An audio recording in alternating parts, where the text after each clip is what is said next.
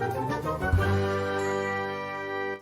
you guys, it's Badger here. Today we're gonna have a look at this little Christmas calendar, which, if you don't know how that works, it's like a tradition I heard of.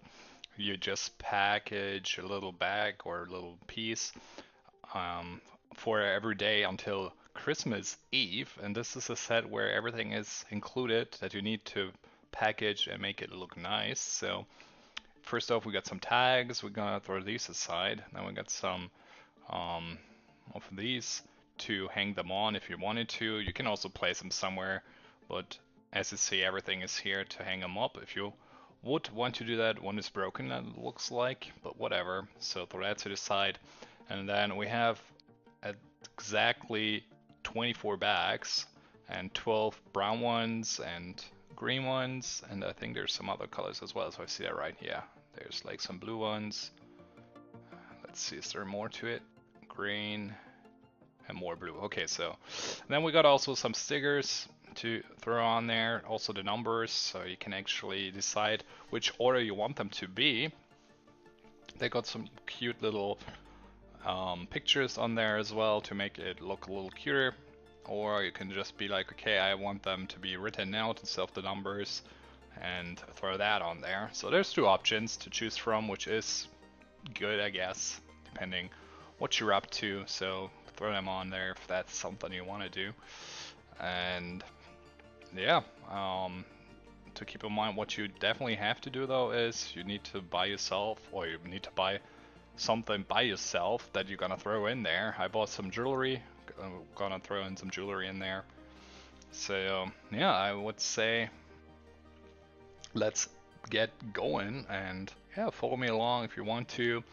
I will do some packaging here right now, and then we will see what will happen here in the end. So let's get going. Grab the first bag. I have to decide what I'm gonna throw in there. Not sure yet. How about we start with some Christmas trees here? Okay, so most of the jewelry I bought is kinda winter or Christmassy like, or at least worthy. So yeah, if that's something you are interested in, I got a different video for that as well. So yeah, feel free to check that out. So, and then you're just gonna close it up. I'm gonna tie it as well. You don't necessarily have to. I just think it looks better that way. Just a little knot. And yeah, I'm gonna leave it that way. And then I'm gonna grab one sticker. You will see they stick quite well on there as well, so no worries there. Just smack them on there and see how that looks. Make sure you don't have too many wrinkles when you're trying to put them up, otherwise they might have a little bit of a harder time to be sticking on there, but that's probably obvious, I guess. Make it nice and flat, and then these are good to go. I'm liking it.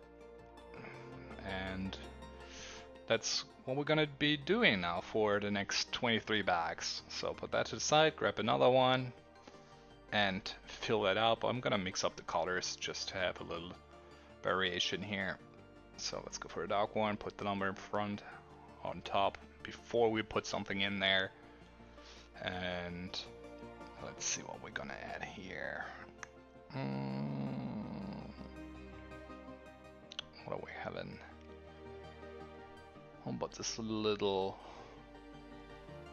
necklace here with a snowflake on that? So make sure everything is as you want it. Throw that in there and make everything nice and neat. Yeah, so I will be doing this now for the next couple of bags. I'm not gonna like keep talking the whole time. That's a little annoying. If you want to check out what I'm throwing in there, just stick around, and otherwise, I don't know. I guess you could call it a. You get an idea here, what this is all about. But yeah, you can stick around, check out what's happening here, and then we will see each other in the next video, you guys.